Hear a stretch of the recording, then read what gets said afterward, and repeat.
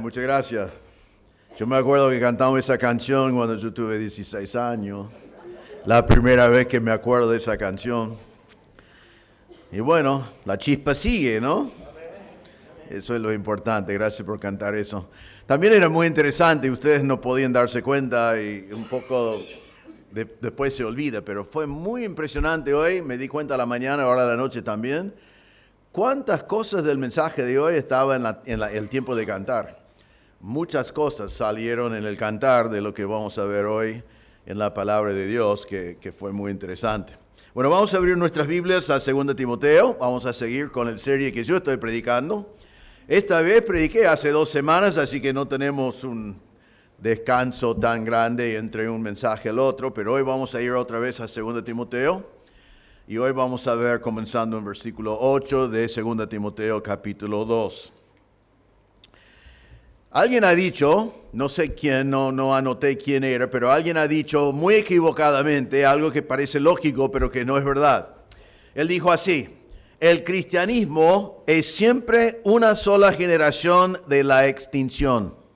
Voy a repetirlo. El cristianismo es siempre una sola generación de la extinción. ¿Qué quería decir con eso? Quería decir que si no enseñamos a la próxima generación, que el cristianismo terminaría. Eso sabemos que es falso porque Jesús dijo: edificaré mi iglesia y las puertas del Hades no prevalecerán contra ella. Así que eso no puede pasar, pero es lógico pensar que teóricamente sería así. Pero Dios estableció un plan para que no fuera así. Ese plan es lo que estamos viendo en 2 Timoteo capítulo 2, cuando Pablo dijo a Timoteo de encargar a hombres fieles que podían enseñar también a la otra generación. Ahora, hoy en versículos 8 a 13, Pablo sigue con ese mismo tema. El mismo tema de que nosotros tenemos la responsabilidad de tomar la verdad del Evangelio que fue depositado en nosotros y asegurar que lo pasamos a la próxima generación. Es muy interesante que Pablo dedica tantos versículos a esto y también tantos enfoques diferentes para convencernos que esto es algo que no podemos dejar, sino que tenemos que cumplir.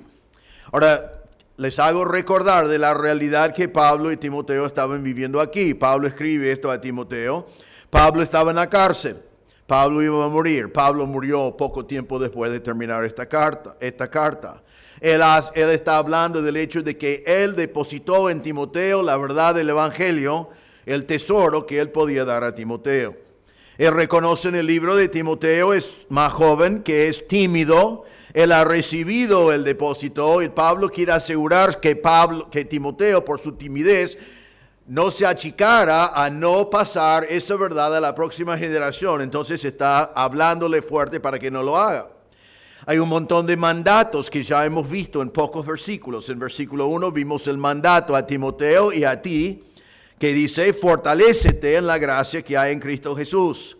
Él estaba diciendo a Timoteo: no me importa que seas tímido, no podés venir con la excusa de ser tímido. Has recibido la verdad del Evangelio y tenés que fortalecerte, no en tu propia personalidad, sino en la gracia del Señor. El poder para pasar el tesoro a la próxima generación no viene de adentro, no viene de tu personalidad, viene del Señor mismo. Segundo mandato que ya hemos visto en versículo 10 es encargar este depósito en la próxima generación. Encarga, versículo 2, depositar lo que has recibido en hombres fieles que enseñarán también a otros. El mandato allí es tomar la verdad y pasarlo directamente a la próxima generación. Pero sabiendo que eso no es fácil, hay un tercer mandato que vimos en versículo 3, que es el mandato: sufre penalidades. Es un imperativo, un mandato. Está diciendo: quiero que entiendes que vas a sufrir penalidades y quiero que lo hagas. Y lo dice: sufre penalidad conmigo. Pablo dice: lo mismo que yo he pasado, lo hacemos todos juntos como buen soldado de Jesucristo. Y allí vimos que él daba 3 ilustraciones de cómo el creyente sufre penalidades. Vimos que el buen soldado de Cristo no se enreda en los asuntos de este mundo, sino se dedica a agradar al que le reclutó. En este caso, siendo soldado de Jesucristo, el que nos reclutó fue el Señor mismo, porque Él nos llamó a la salvación y somos salvos porque Él nos llamó a nosotros. Y entonces, en vez de enredarnos en las cosas de este mundo, ser distraídos por ellos, dedicarnos a ellos, nosotros tenemos que dedicarnos como soldados a agradar al que nos reclutó a ser sus soldados. La segunda ilustración fue, como atletas, tenemos que competir de acuerdo con las reglas.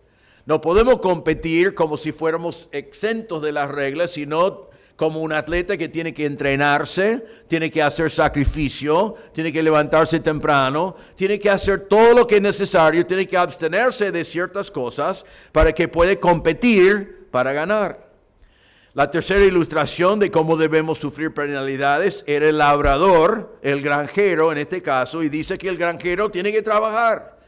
Va a recibir de los frutos, pero él marca de que él tiene que trabajar. Y nosotros sabemos que en la granja hay mucho trabajo. Se levantan temprano, tienen que sembrar, tienen que cultivar, tienen que cuidar, tienen que a veces fumigar o lo que fuera, tienen que irrigar y tienen que creer que Dios va a dar el fruto. Pero el tema principal allí es sufrimos penalidades siendo obreros, trabajando fuertes para el Señor, porque este trabajo de tomar la verdad que hemos recibido y pasarlo a la próxima generación es trabajo. Después Pablo vino con un cuarto imperativo, un cuarto mandato para nosotros en versículo 7, cuando él dijo, considera lo que digo. Era un mandato. Considera, medita en lo que le estoy diciendo porque es sumamente importante y el Señor te va a dar entendimiento. Y eso lo predicamos hace 2 semanas, espero que lo hemos hecho, considerado que el Señor nos da estos mandatos para que nosotros estemos listos para sufrir penalidades, porque es tan importante la tarea que el Señor nos ha dado. Ahora, este tema es tan importante que ya hoy Pablo sigue con lo mismo, y hoy Pablo nos convence que vale la pena sufrir penalidades para depositar la verdad en la próxima generación, y lo hace por medio de 3 testimonios. Ya nos dio 3 ilustraciones, ahora nos da 3 testimonios. Vamos a leer, comenzando en versículo 1, porque quiero que veamos el contexto, pero después vamos a predicar versículos 8 a 13. Dice así, tú pues, hijo mío, fortalécete en la gracia que hay en Cristo Jesús. Y lo que has oído de mí en la presencia de muchos testigos, eso encarga a hombres fieles que sean capaces de enseñar también a otros. Sufre penalidades conmigo como buen soldado de Jesucristo. El soldado en servicio activo no se enreda en los negocios de la vida diaria a fin de poder agradar al que lo reclutó como soldado. También el que compite como atleta no gana el premio, sino compite de acuerdo con las reglas. El labrador que trabaja debe ser el primero en recibir su parte de los frutos. Considera lo que digo, pues el Señor te dará entendimiento en todo. Acuérdate de Jesucristo, resucitado de entre los muertos, descendiente de David, conforme a mi evangelio, por el cual sufro penalidades, hasta el encarcelamiento como un malhechor, pero la palabra de Dios no está presa. Por tanto, todo lo soporto por amor a los escogidos, para que también ellos obtengan la salvación que está en Cristo Jesús, y con ella gloria eterna. Palabra fiel es esta, que si morimos con Él, también viviremos con Él. Si perseveramos, también reinaremos con Él. Si lo negamos, Él también nos negará. Si somos infieles, Él permanece fiel, pues no puede negarse Él mismo. Entonces, en estos versículos 8 a 13, vamos a ver 3 testimonios que nos convencen que vale la pena sufrir penalidades para depositar la verdad en la próxima generación. El primer testimonio se encuentra en versículo 8, que es el testimonio de Jesucristo mismo. Dice, acuérdate de Jesucristo, resucitado de entre los muertos, descendiente de David, conforme a mi evangelio. El mandato aquí es, acuérdate. Es un mandato, no es opcional. El Señor quiere que nosotros ahora enfocamos nuestro pensamiento en nuestro Señor Jesucristo, pensando en el hecho de que los mandatos nos mandan a sufrir penalidades para poder pasar el evangelio a la próxima generación. Y todos los otros mandatos que han venido. Ahora, ¿qué sabemos de Jesús? Primeramente sabemos que Jesús sufrió penalidades. En 1 Pedro 2:21 dice, porque para este propósito ha sido llamados, pues también Cristo sufrió por ustedes, dejándoles ejemplo para que sigan sus pasos. Jesús sufrió por nosotros y es un ejemplo que nosotros tenemos que seguir.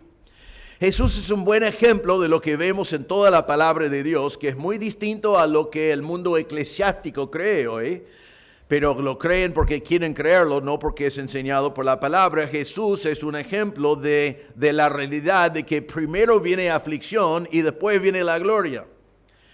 Hoy en día muchas iglesias enseñan que la gloria viene ahora y el sufrimiento no viene nunca. Pero la Biblia enseña que aquí en la tierra sufrimos aflicción, pero la gloria viene más adelante. En 1 Pedro 1:11, diciendo, procurando saber qué persona o tiempo indicaba el Espíritu de Cristo de entre ellos, al predecir, está diciendo que los profetas querían entender la venida de Cristo, y dice, al predecir los sufrimientos de Cristo y las glorias que seguirían. Entonces, primero los sufrimientos de Cristo y después las glorias que siguen.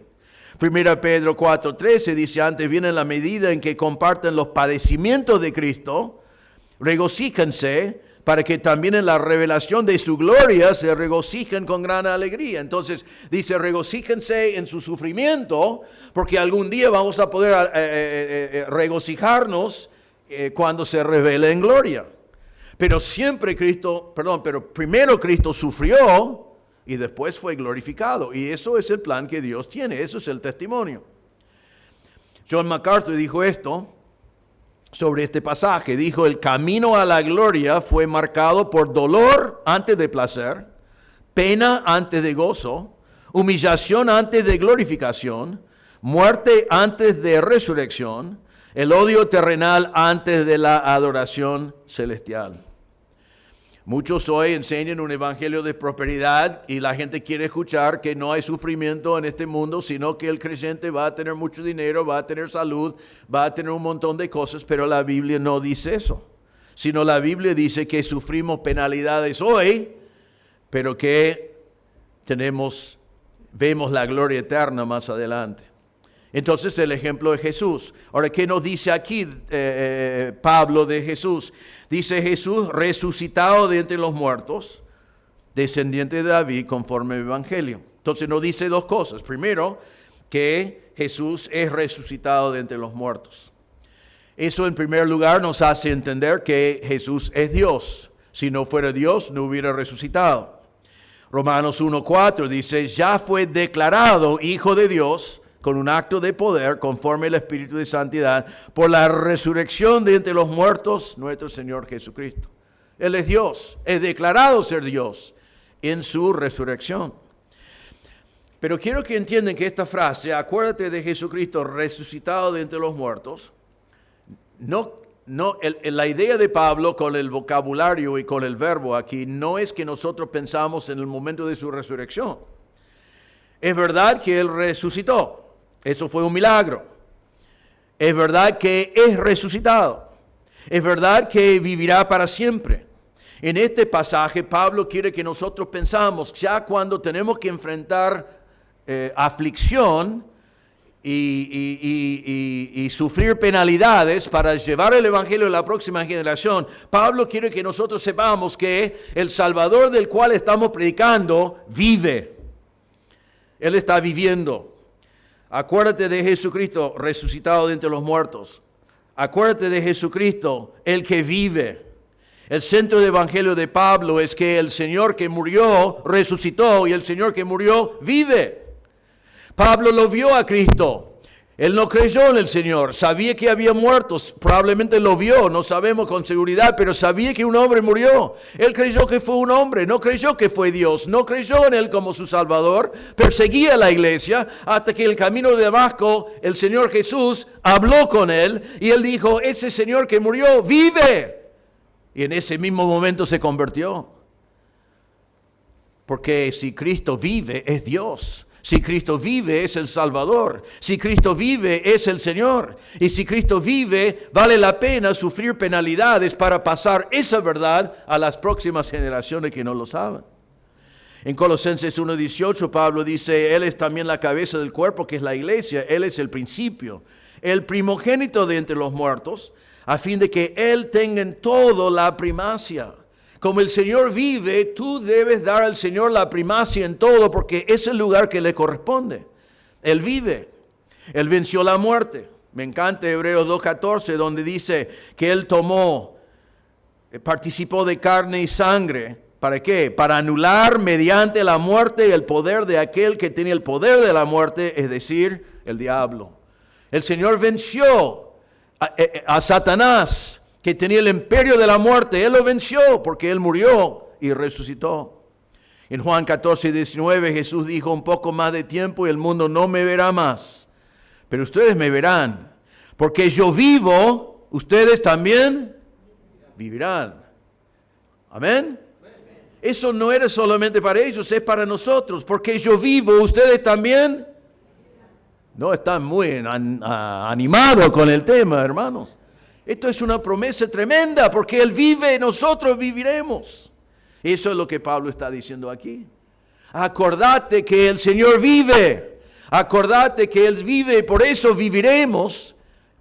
Y por eso vale la pena sufrir penalidades para servir al Señor. Acordate entonces de Él. Pero después dice también, no solamente está resucitado de los muertos, pero versículo 8 dice, descendiente de David. ¿Por qué dice eso? ¿Qué me importa en este pasaje? Él está resucitado y vive. ¿Por qué tiene mucha importancia que sea descendiente de David? Algunos comentaristas solamente mencionan un detalle acá, que es verdad, es importante, y eso es que eso demuestra que es un ser humano. Porque Jesús es Dios, pero Jesús también es un hombre. Para ser el Salvador de la humanidad, tenía que ser una persona única de toda la historia, que tenía que ser totalmente Dios y totalmente hombre. El Señor fue un hombre sin pecado, pero un hombre que también era Dios. En Hebreos 4:15 dice, porque no tenemos un sumo sacerdote que no pueda compadecerse de nuestras flaquezas, sino uno que ha sido tentado en todo como nosotros, pero sin pecado. El Señor tomó carne y vivió entre nosotros y fue a la cruz siendo el Dios hombre para morir por toda la humanidad. En 1 Timoteo 2:5-6 dice, porque hay un solo Dios y también un solo mediador entre Dios y los hombres, Jesucristo, hombre, quien se dio a sí mismo en rescate por todos, testimonio dado a su debido tiempo. Entonces aquí está marcando el hecho de que este hombre que resucitó, declarando que era Dios, también era descendiente de David, declarando que fue un hombre. Y como el único Dios hombre, Él podía morir por tus pecados y mis pecados, y como Dios podía morir por los pecados de todo el mundo. Pero no creo que eso es el punto principal de esta frase, descendiente de David. Sino cuando pensamos en David, tenemos que pensar en el rey David. Jesús en su nacimiento fue declarado así: este será grande y será llamado Hijo del Altísimo, y el Señor Dios le dará el trono de su padre David, y reinará sobre la casa de Jacob para siempre, y su reino no tendrá fin. Pablo está diciendo, vale la pena sufrir penalidades. Acordate del Señor, Él vive, y acordate del Señor que Él reina. Nerón no reina, Nerón tiene poder hoy, Nerón me tiene en la cárcel, Nerón me va a sacar la cabeza, Nerón va a perseguir a muchos creyentes, pero Nerón no reina. Él cree que reina, pero yo estoy dispuesto a sufrir la mano de Nerón, porque yo sé que el Rey de Reyes es el Señor. Y yo sufro penalidades porque Jesús reina. Y Jesús vive. Entonces, Él dice, es descendiente de David. Y como descendiente de David, Él va a ocupar el reino eterno de David. Entonces, acordate de Cristo. Que Él vive y Él reina. Y sufrí entonces cuando sea necesario para pasar estas verdades a la próxima generación. Y Pablo dice entonces en este versículo que Cristo vive y que Cristo reina conforme a mi evangelio. Conforme a mi evangelio. Ahora quiero aclarar esa frase porque creo que cuando lo miramos en primer lugar es como que no sería mejor Pablo decir conforme al evangelio. Porque el evangelio es el evangelio. No es que vos tenés un evangelio, yo tengo un evangelio y Pablo tiene un evangelio. Pero Pablo dice conforme a mi evangelio. Ahora, ¿por qué dijo eso? Porque recuerden que estamos en un contexto donde Pablo tomó el evangelio y lo predicó y enseñó y lo depositó con Timoteo. Y ese mismo evangelio, él quiere que Timoteo lo lleva a la próxima generación, a hombres fieles, y lo deposita con ellos. Y Pablo no quería que ese evangelio sea alterado. Recuerden cuando hablamos de eso, dijimos, ¿qué sentido tiene tomar la verdad, alterarlo y pasarlo a la próxima generación como muchos han hecho? No tiene sentido eso. Realmente si lo vas a alterar, mejor no lo pasar a nadie. Pero este evangelio que Pablo dice que conforme a mi evangelio, en Gálatas 1:12 nos explica que fue recibido por revelación. Pablo dice, pues no lo recibí de hombre, ni me fue enseñado, sino que lo recibí por medio de una revelación de Jesucristo. Este evangelio de Pablo es el evangelio apostólico, es el evangelio que Pablo pasa a Timoteo, Timoteo pasa a hombres fieles pasaron a otros y otros lo pasaron a ti, pero ¿quién lo pasó a Pablo? Dios mismo. Eso es el evangelio de que estamos hablando. Y por eso es tan importante. Pablo dijo en 1 Timoteo 1:11, según el glorioso evangelio del Dios bendito que me ha sido encomendado. A mí me fue encomendado, te encomiendo a ti, Timoteo, y tú tienes que encomendarlo a otros, y nosotros tenemos que encomendarlo a la próxima generación. 2 Timoteo 2:2, que es el corazón de este capítulo, lo que has oído de mí en la presencia de muchos testigos, eso encarga a hombres fieles. Eso es lo que Pablo está hablando aquí. Y Pablo dio advertencia en Gálatas, a los Gálatas. Vuelvo un momento. Pablo sabía que Timoteo estaba tratando en Éfeso con falsos maestros. Y no quería que su evangelio falso sea predicado, sino el evangelio que vino de Jesús a Pablo, a Timoteo y a hombres fieles. Pablo dio advertencia en Gálatas 1:8-9 y dijo, pero si aún nosotros, un ángel del cielo, les anunciara otro evangelio, contrario a lo que les hemos anunciado, sea anatema. Como hemos dicho antes, también repito ahora, si alguien les anuncia un evangelio contrario al que recibieron, sea anatema. Anatema significa condenado, que sea condenado. Porque hay falsos maestros y hay falsos evangelios. Pero el Señor nos encomendó a Pablo, a Timoteo, hombres fieles, a mí y a ti, a comunicar a la próxima generación el evangelio verdadero que fue revelado por el Señor. Entonces Pablo dice, acuérdate de Jesucristo. Él vive, Él reina conforme al evangelio que fue recibido de Dios mismo. Entonces está diciendo a Timoteo y a nosotros, esté dispuesto a sufrir penalidades porque está sirviendo a un Salvador vivo.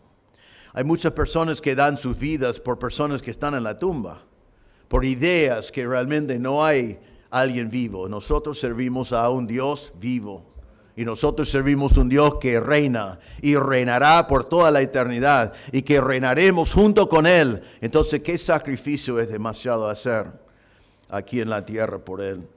Pablo dice, sigue su ejemplo. Eso es el testimonio de Jesús. Segundo testimonio, el testimonio de Pablo. Versículos 9 y 10, Pablo, hablando del Evangelio, dice, por el cual sufro penalidades. O sea, por el Evangelio sufro penalidades, hasta el encarcelamiento como un malhechor, pero la palabra de Dios no está presa. Por tanto, todo lo soporto por amor a los escogidos, para que también ellos obtengan la salvación que está en Cristo Jesús, y con ella gloria eterna. Pablo da un segundo testimonio para que estemos dispuestos a sufrir penalidades. Es su propio testimonio como apóstol. Y aquí él marca que él mismo, en el momento de escribir esto, no está diciendo a nosotros de sufrir penalidades para comunicar el evangelio como una teoría, sino él ya lo está haciendo. Él lo está viviendo. Y él está diciendo, soporte lo que sea necesario. Esta palabra sufrir penalidades en versículo 9 lo vemos en varias oportunidades. Aquí en capítulo 1, versículo 8, esa palabra es traducido aflicciones. Pablo dijo, no te avergüences del testimonio de nuestro Señor, ni de mí, prisionero suyo, sino participa conmigo en las aflicciones por el Evangelio. Participa conmigo en las aflicciones, la misma palabra, sufrir penalidades. Pasalo junto conmigo. En capítulo 2, versículo 3, vimos, sufre penalidades conmigo como buen soldado de Cristo Jesús. Esté dispuesto a sufrir así junto conmigo. Y aquí Pablo da su testimonio otra vez para animarnos a estar dispuestos a pagar el precio necesario para pasar el Evangelio a la próxima generación. Ahora Pablo dice, y vamos a volver al versículo 9, pero en versículo 10 Pablo agrega su testimonio diciendo así: por tanto, todo lo soporto por amor a los escogidos.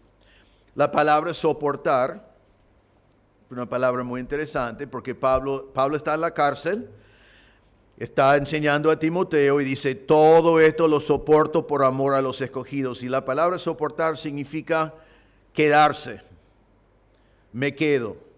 Saben que Pablo estaba en la cárcel, pero él no tiene que estar en la cárcel. Él tenía una manera de escapar. Era muy fácil, no era una cosa complicada en la cárcel romana en este momento, esperando el juicio. El único que tenía que hacer Pablo fue llamar a los carceleros y negar a Cristo. Si Pablo niega a Cristo, hubiera sido suelto. Porque eso fue su problema. Eso fue su problema, su fidelidad al Evangelio. Pero él dice, no puedo negar a Cristo, yo soporto todo por amor a los escogidos. Y la palabra soportar significa quedarse en vez de huir. No abandonar, quedarme, perseverar hasta la muerte. Y eso es lo que Pablo dice que está haciendo. Él está en la cárcel. Dice otra vez en versículo 9 que está sufriendo penalidades hasta el encarcelamiento. Él estaba atado. Pablo estaba en la cárcel en varias oportunidades y creemos por el vocabulario aquí y por saber que estaba en Roma que esto fue el encarcelamiento más severo, más feo, más difícil. La palabra acá significa que estaba atado. Probablemente estaba con cadenas, con grilletas. Creemos que fue en la prisión Mamertine, que está en Roma. Podés ver las ruinas hoy en día. Está muy abajo, era un lugar feísimo, un lugar para los peores criminales. Fue un lugar que cuando la gente murió allí abajo, simplemente levantaron una cosa allí y mandaron el cuerpo por la cloaca de la ciudad de Roma que pasaba por abajo de la cárcel. Y así hicieron cada vez que uno murió, no les importaba nada. Fueron los peores criminales. Y Pablo está en ese lugar. Y Pablo dice, como un malhechor. La palabra malhechor nosotros lo vemos en la Biblia solamente en una otra oportunidad. Y eso es cuando identifica a los que murieron al lado de Cristo, que fueron malhechores.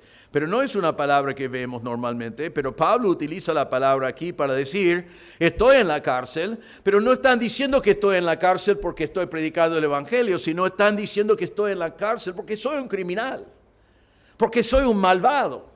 Porque soy un depravado. Pablo tenía que decir a los filipenses que algunos tenían vergüenza. Lo estaban negando a Pablo, no querían asociarse con Pablo. Entonces Pablo está en la cárcel y no solamente está sufriendo todas esas cosas, pero están destruyendo su reputación, su testimonio, su imagen, porque están diciendo que es un criminal, que ha hecho cosas horribles, están hablando mal de él, lo están destruyendo y él no puede hacer nada. Pero él dice acá, yo soporto todo, yo me quedo cuando podía huir, yo me quedo cuando podía salir, por amor a los escogidos. Ahora, esa frase es muy interesante, vamos a pasar un momento pensando en eso. Yo me quedo aquí sufriendo penalidades para comunicar el Evangelio, ¿y por qué lo hago? Por amor a los escogidos. Ahora, ¿quiénes son los escogidos? No vamos a tomar tiempo para estudiarlo en profundidad en este momento, pero los escogidos acá son los que Dios escogió. Estamos hablando de las personas que el Señor ha llamado para la salvación. El mejor resumen es Efesios 1, versículo 4, que dice así, porque Dios nos escogió en Cristo antes de la fundación del mundo, para que fuéramos santos y sin mancha delante de Él en amor. El Señor llamó a nosotros que somos creyentes, el Señor llamó a los que Él salvará antes de la fundación del mundo. Mi salvación no depende de que Dios miró en Reinaldo y dijo, es un buen tipo, así que lo voy a salvar.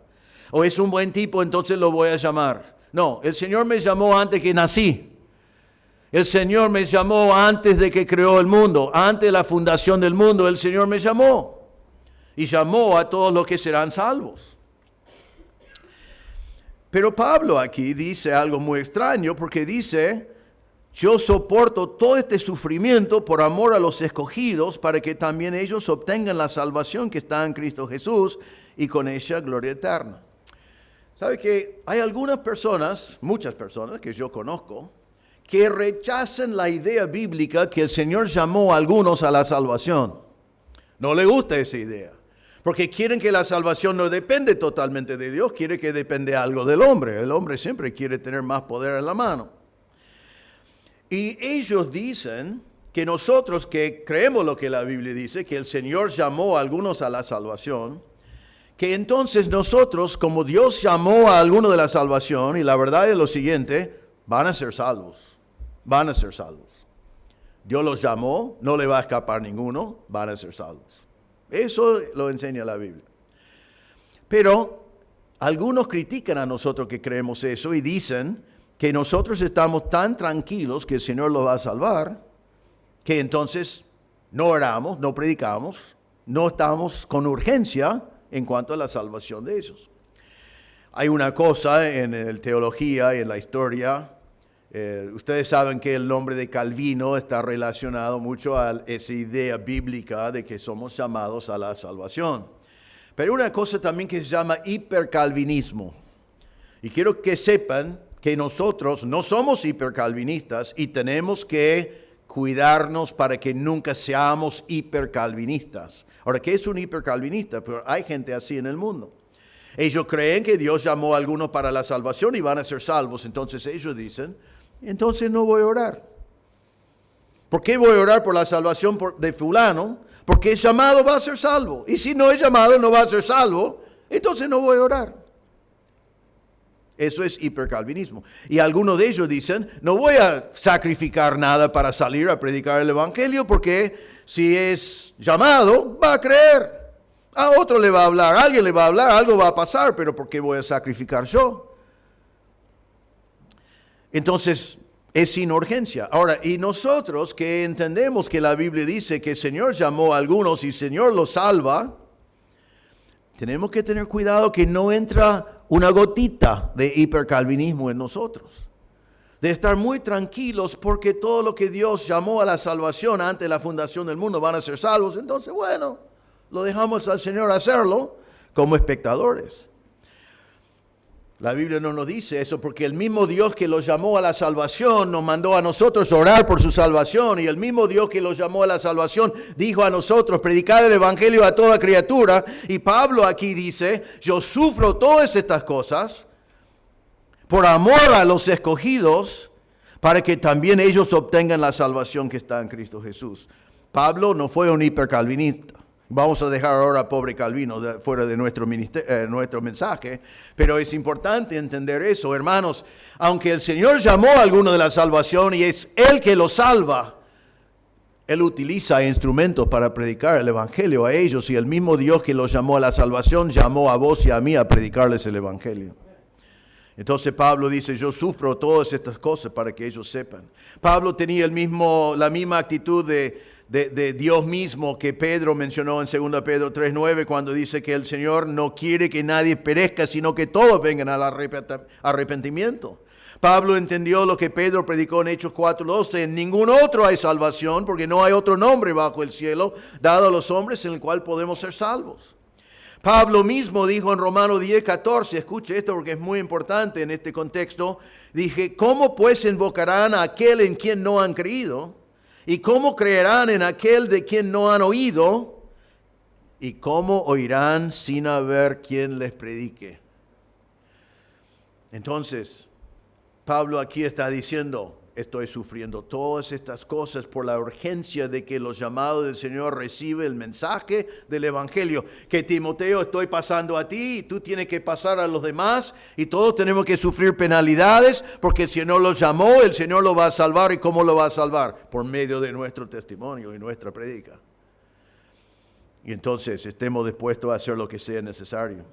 Ahora es interesante también que dice acá en versículo 10, por tanto, todo lo soporto por amor a los escogidos, para que también ellos obtengan la salvación.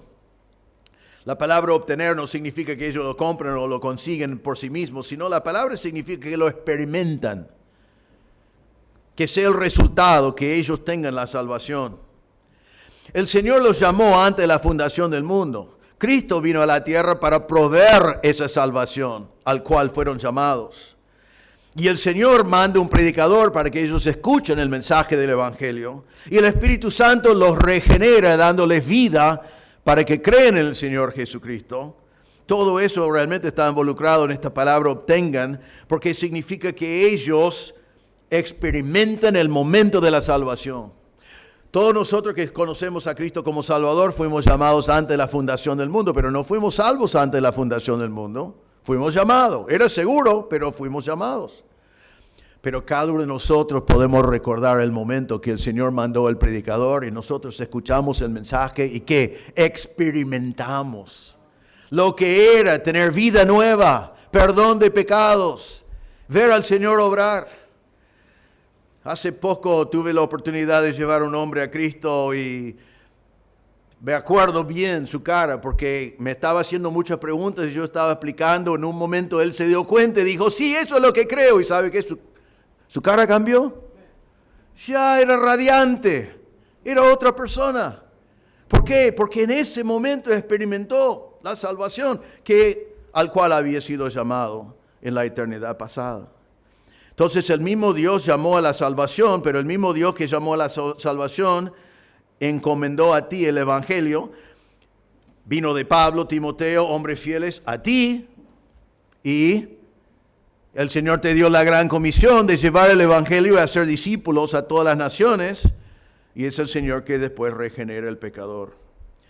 Pablo dice que Él sufre todo lo que sufrió por amor a los escogidos, porque Él quería que ellos experimenten la salvación que está en Cristo. Solo hay salvación en Cristo. Por eso otra vez es tan importante que el Evangelio sea pasado intacto a la próxima generación, porque no hay salvación en ningún otro. Y Pablo después dice, Él quiere que ellos experimenten la salvación que está en Cristo Jesús, y con esa salvación, con ella, gloria eterna. Gloria eterna.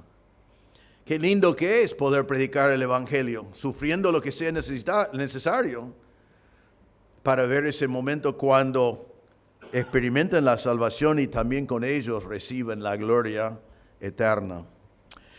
Nosotros sabemos que cuando hablamos de nosotros los hombres sin Cristo, Romanos 3:23 dice, por cuanto todos pecaron y no alcanzan la gloria de Dios. Estamos destituidos de la gloria de Dios. Sabemos que no podemos llegar al cielo porque somos pecadores, no llegamos a la gloria de Dios. Pero siendo así, el Señor nos salva. Y Colosenses 3:4 dice, cuando Cristo en nuestra vida sea manifestada, entonces ustedes también serán manifestados con Cristo en gloria. Algún día nosotros seremos manifestados con Cristo en gloria. Y Pablo dice que esa gloria que ellos reciben con la salvación es una gloria eterna. ¿Sabe que es muy importante entender cuando estamos hablando de sufrir penalidades? Y la Biblia lo enseña vez tras vez tras vez. Y nos cuesta a nosotros entenderlo, que esas penalidades y aflicción que podemos servir para servir al Señor y predicar el Evangelio, siempre es pasajera, siempre es momentario, siempre es de un tiempito. Y siempre en la palabra de Dios, la gloria que viene como resultado es una gloria que eterna, eterna. 2 Corintios 4:17, Pablo dice, pues esta aflicción leve y pasajera. ¿Qué aflicción? Que él sufrió, que fue con látigos, que fue, que la palabra, estaba en alta mar, estaba golpeado, estaba encarcelado, estaba haciendo tantas cosas hasta la muerte. Dice, esta aflicción leve y pasajera nos produce un eterno peso de gloria que sobrepasa toda comparación. Pablo dice, ni se puede comparar.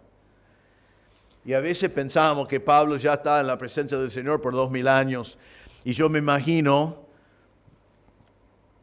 algo absurdo, ¿no? Imagínate que Pablo está en el cielo y dice, Señor, tengo tanta bronca que tuve que sufrir tanto cuando estaba en la tierra, ¿no?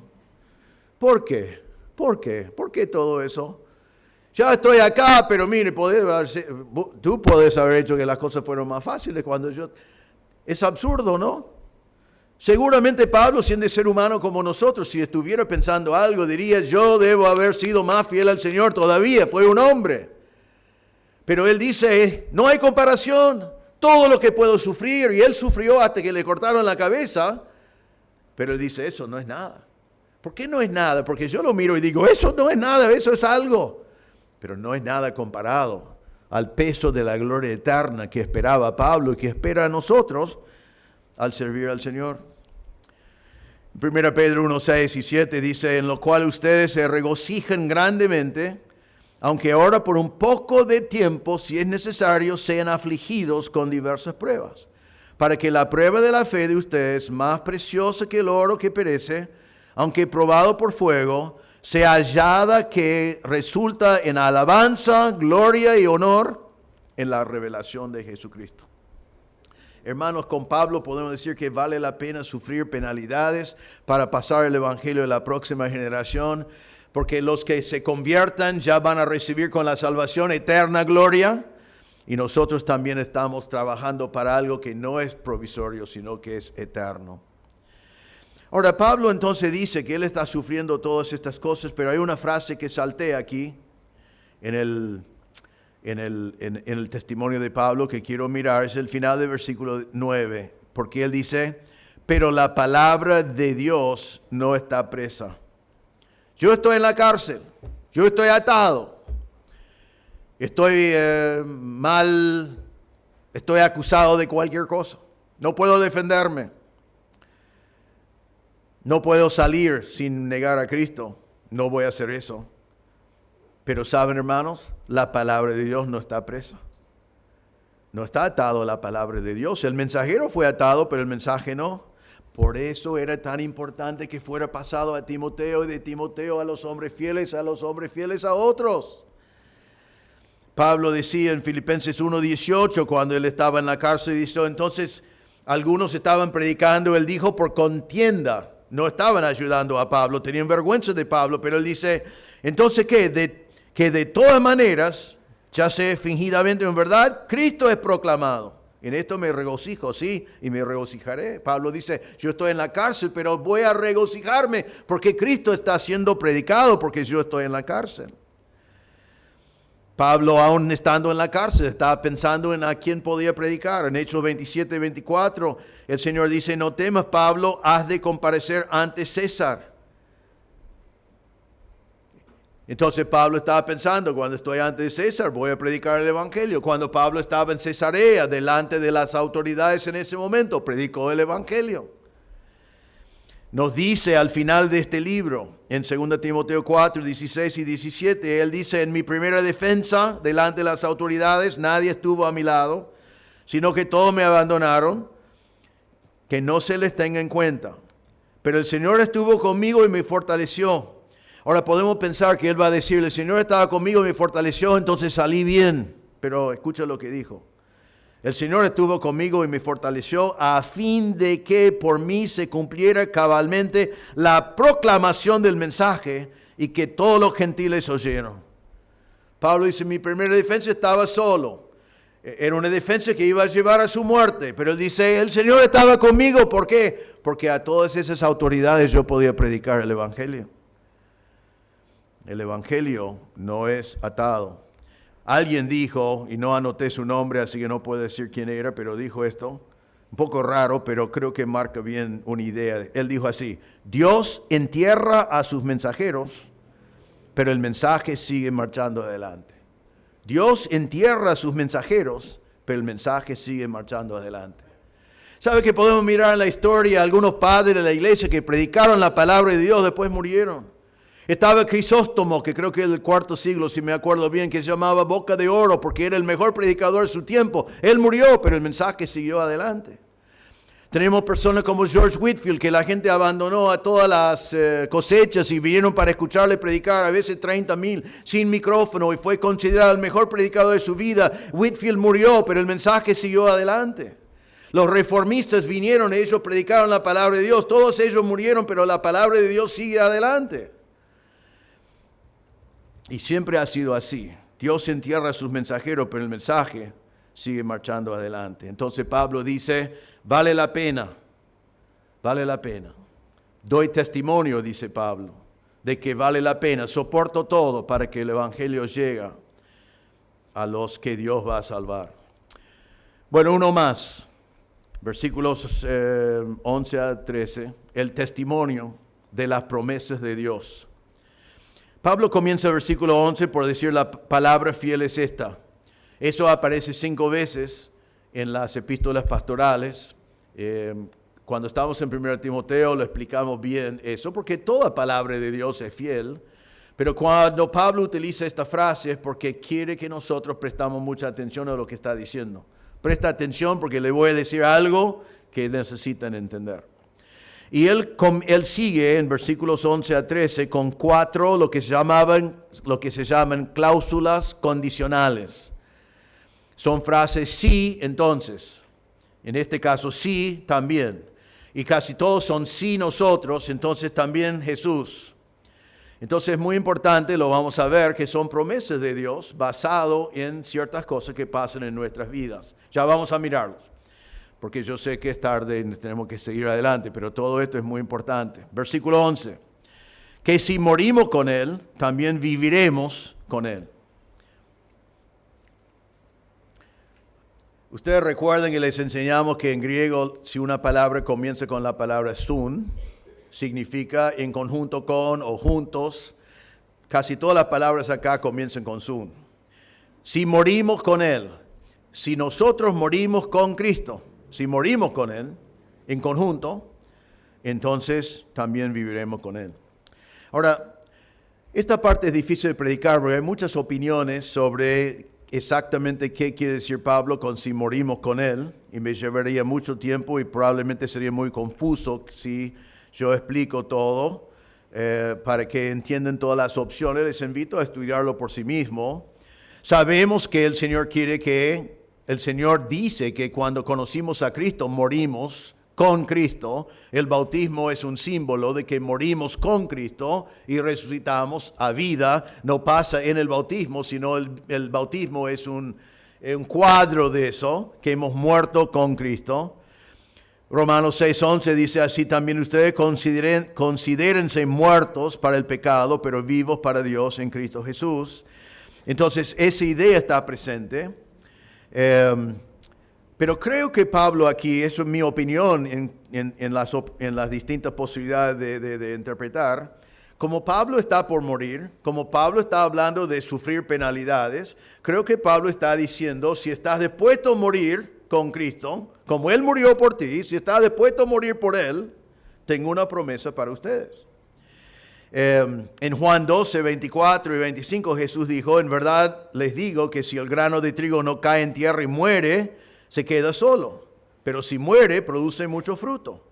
El que ama su vida la pierde, el que aborrece su vida en este mundo la conservará para vida eterna. Entonces Pablo está diciendo que nosotros para servir bien al Señor necesitamos morir a nosotros mismos. 1 Corintios 15, 31 dice, les aseguro hermanos, por la satisfacción que siento por ustedes en Cristo Jesús, que cada día estoy en peligro de muerte. Pablo dice, yo vivo en peligro de muerte, yo sé que voy a morir, pero no importa porque estoy dispuesto a servir al Señor. Entonces Pablo al punto de morir, dispuesto a morir, no negando a Cristo, está dispuesto a morir.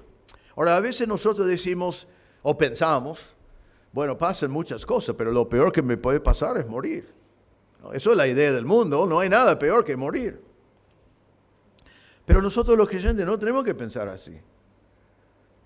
Y por esta promesa, que si morimos con Él, ¿qué? También ¿qué? Viviremos con Él. Qué triste día que será eso, ¿no? El día que morimos, viviremos con Él. Otra palabra con sun. Viviremos con Cristo. Lo veremos cara a cara.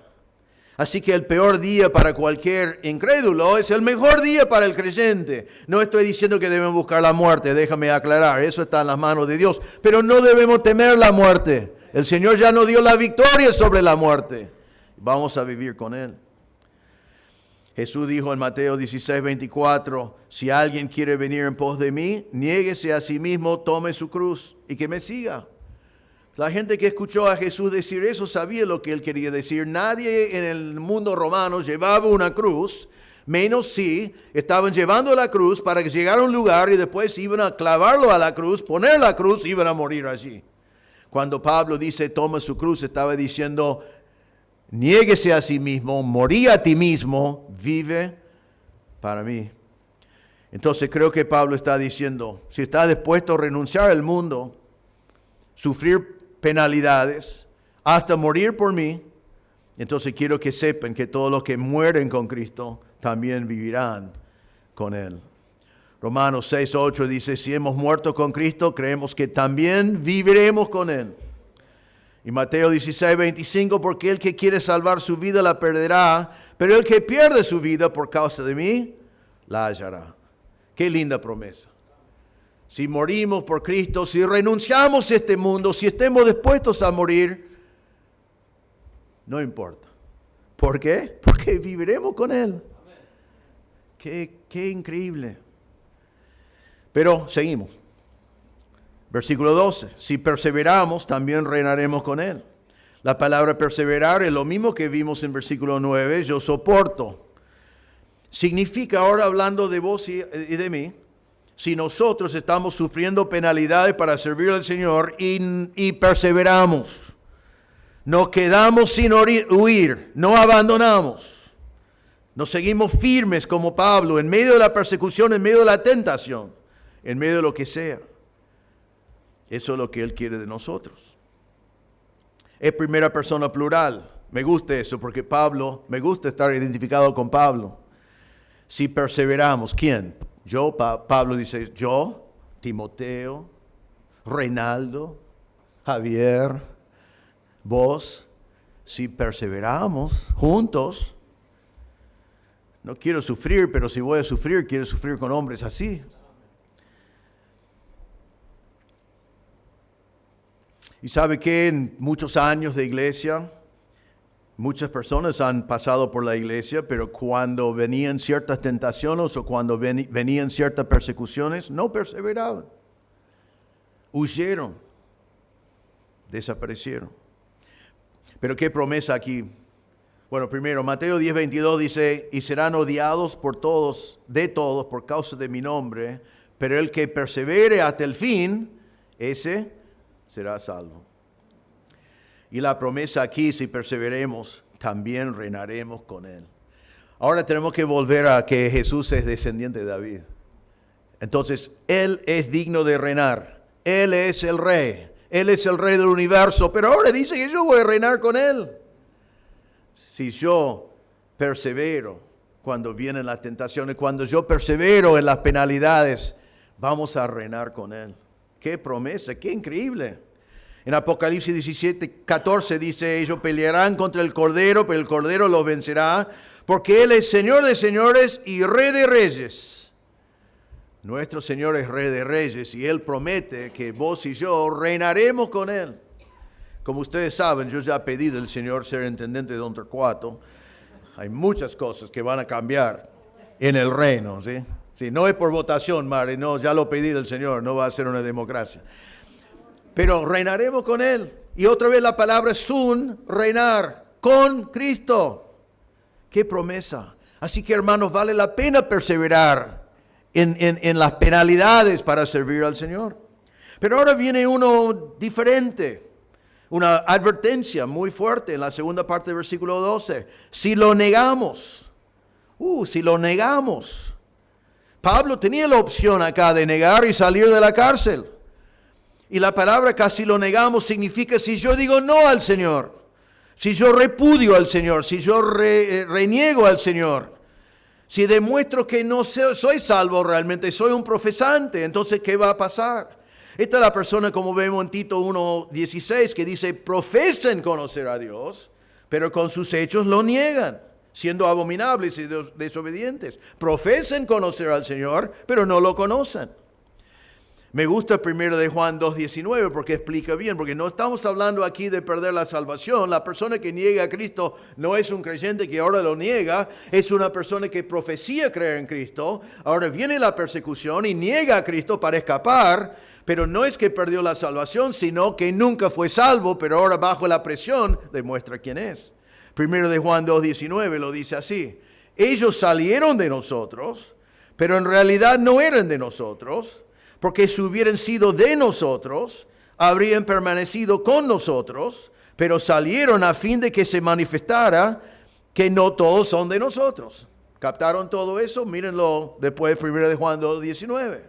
Se fueron de nosotros porque nunca fueron de nosotros. Su salida simplemente demuestra la realidad que no fueron de nosotros. Entonces, Pablo dice, cuando vienen esas presiones, si lo negamos, ¿qué va a pasar? Él también nos negará. Él también nos negará.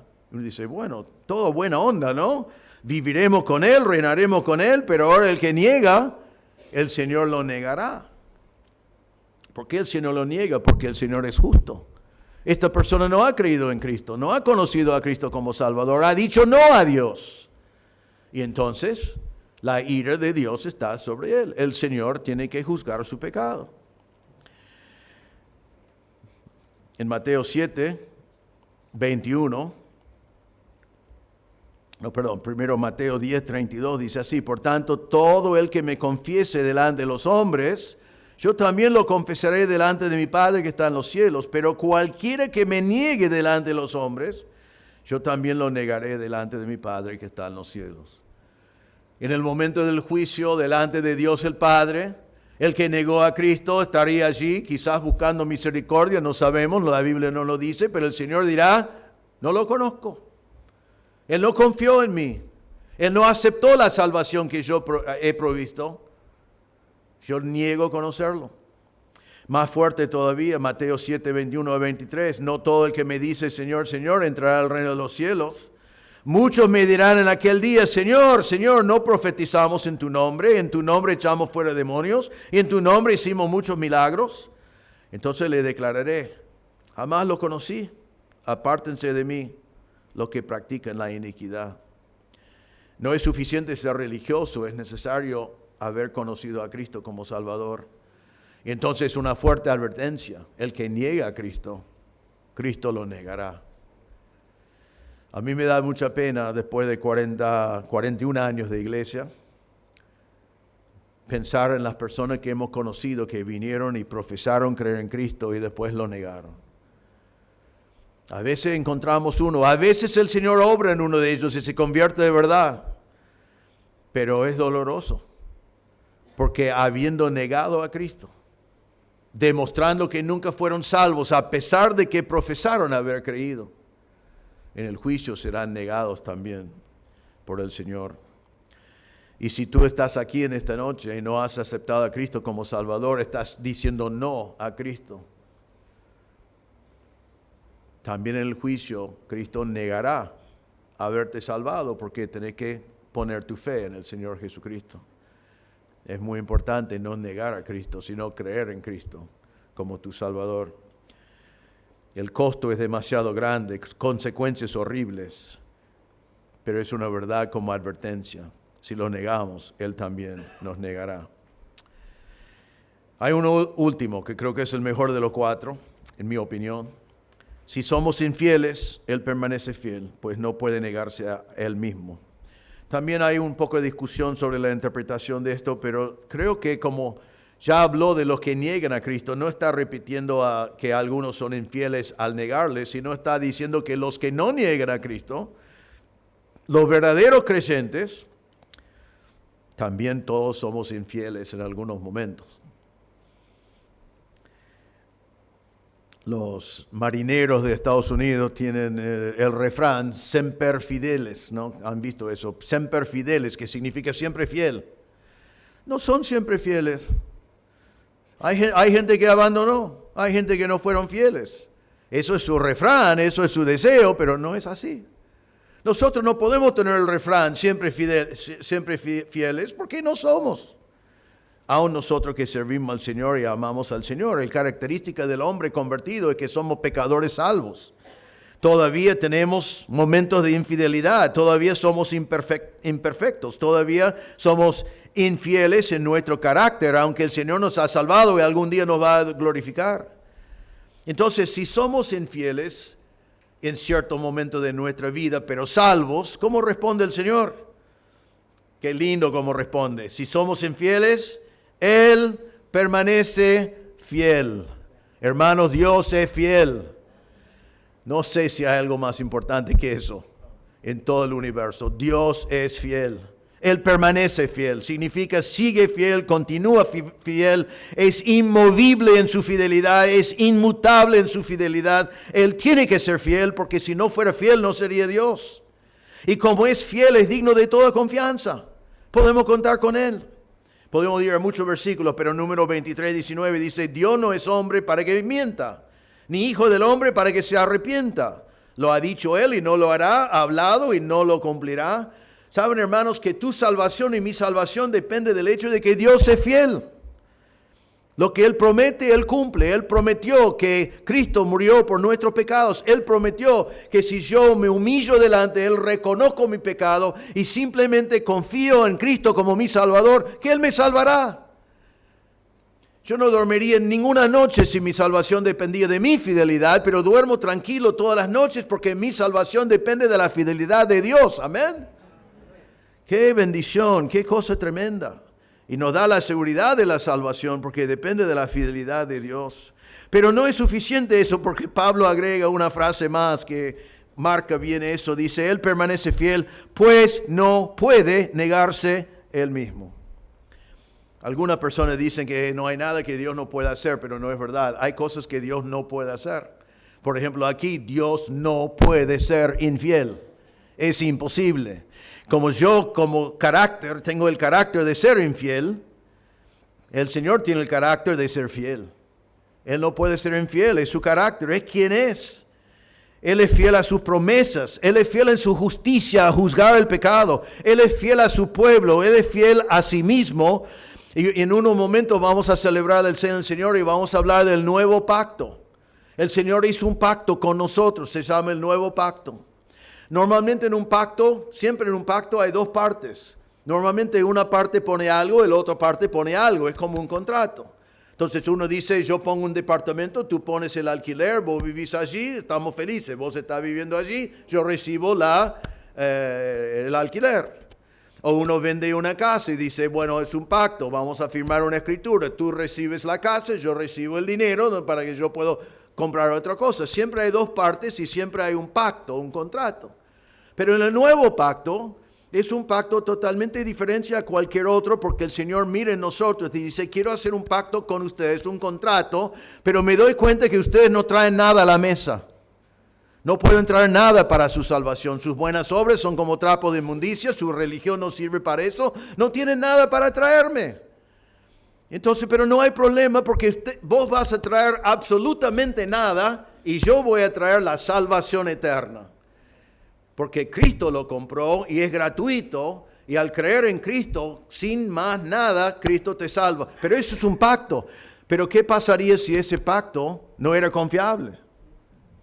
Pero hermano, gracias a Dios aquí vemos y sabemos que ese pacto es confiable porque Dios no puede mentir. Entonces dormimos tranquilos. Voy al cielo, es tan seguro como si ya estuviéramos allí. ¿Por qué? Porque Cristo, Dios, no puede negarse Él mismo. Es el carácter inmutable de Dios, no cambiable. Es fiel en salvar al que cree, pero también es fiel en juzgar al incrédulo. Todo esto el Señor dice para que vos y yo estemos dispuestos a sufrir penalidades para pasar el evangelio a la próxima generación. Es tan importante que ellos reciban el mensaje que pasaba de Dios a Pablo, a Timoteo, a hombres fieles, a alguien que te habló a vos y ahora de vos a la próxima generación. Y en el texto de hoy el Señor dice, te voy a dar 3 testimonios para animarte a sufrir penalidades por el Señor. Primero, el ejemplo de Jesús. Él sufrió, pero es glorificado. Después el ejemplo de Pablo. Él sufrió por amor a los escogidos y pasó el evangelio a las próximas generaciones, y aunque él estaba en la cárcel, el evangelio no estaba preso y llegó hasta nosotros. Y nos da el testimonio de las promesas de Dios, que si nosotros morimos a Cristo y vivimos habiendo repudiado las cosas de este mundo por un momento acá en la tierra, viviremos con Él. No debemos preocuparnos por lo que perdemos acá, viviremos con Él. Si perseveramos en los momentos difíciles, no te preocupes. Viene Nerón, viene un gobernador, viene alguien que cree que es rey, te hace sufrir. ¿Por qué? Porque reinarás con Cristo. Y aún siendo creyente, cuando eres infiel y vos tenés que reconocer que no podés cumplir 100% del tiempo, Él es fiel. Entonces en los momentos difíciles podés contar con Él para la salvación y para que Él esté contigo. Entonces, hermanos, sufrimos penalidades. Llevamos ese evangelio precioso que fue revelado a Pablo, entregado a Timoteo, a hombres fieles, y que nosotros recibimos por la gracia de Dios, y pagamos el precio que sea necesario para llevarlo a la próxima generación. Eso es lo que Pablo está diciendo. Es demasiado importante de no estar dispuesto a hacerlo. Entonces espero que estos 3 testimonios cumplan la función que Pablo los dio, de convencerte que vale la pena pasar el evangelio a la próxima generación. Estás invirtiendo en la eternidad.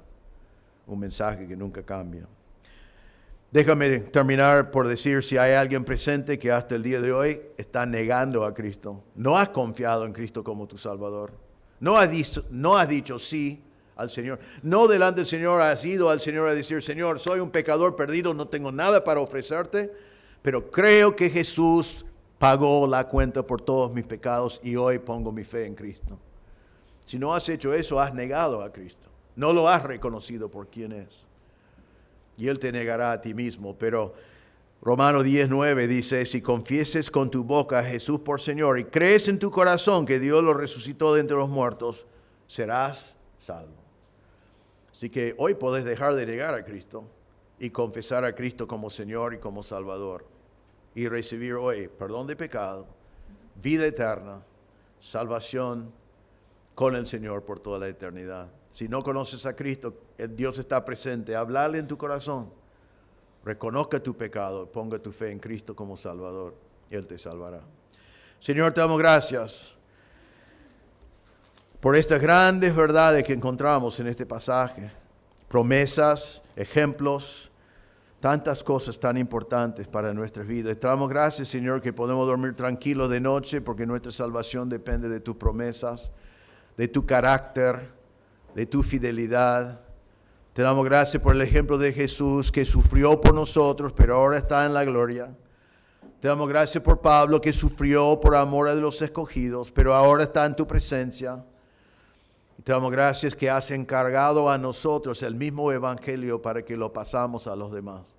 Señor, que seamos fieles en hacerlo. Que nos quedamos cuando las cosas son difíciles, que soportamos lo que tenemos que soportar, que perseveramos en esa gran tarea que nos has dado, para que aunque nosotros terminamos presos, que tu palabra no esté preso. Ayúdanos, Señor, a tomarlo muy en serio cada uno de nosotros. Y Señor, si hay alguien presente que no conoce a Cristo como Salvador, pedimos que tu Espíritu Santo le convence en este mismo momento de su estado desesperado, de su pecado que no puede solucionar, y que Cristo es el Salvador que le puede salvar. Y pedimos que ahora mismo pueda poner su fe en Cristo como su Salvador. Pedimos todo en el nombre del Señor Jesús. Amén.